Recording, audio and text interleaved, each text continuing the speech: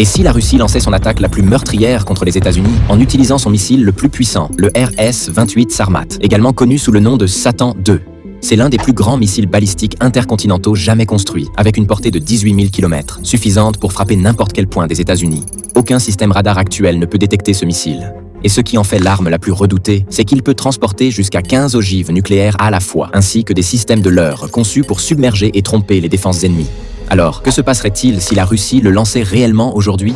La trajectoire la plus courte passerait par le cercle arctique. Dès le lancement du missile, les satellites américains le détecteraient instantanément et des alarmes retentiraient dans les centres de commandement de l'OTAN et des États-Unis. Les pays de l'OTAN tenteraient d'abord de l'intercepter. Mais ce missile est presque impossible à arrêter avec les systèmes de défense de l'OTAN. Après avoir contourné ces défenses, les navires américains équipés du système Aegis déployé dans l'Arctique tentèrent de l'abattre.